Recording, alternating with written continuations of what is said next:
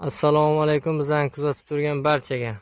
Bugun 2026-yil 29-may sanasida yurtimizdagi, bog'imizdagi yangi uzum navi Apple Glow Amerika kishmish navi.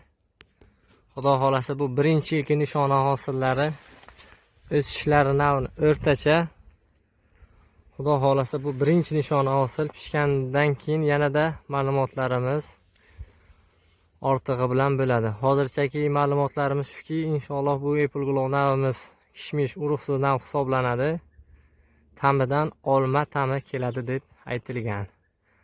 Po'stloqlari yumshoq, yaltiroq kishmish nav hisoblanadi. Bu nav suvli, mazali va juda yoqimli ta'mga ega. Pishish muddati 120-130 kun hisoblanadi. O'sishlari o'rtacha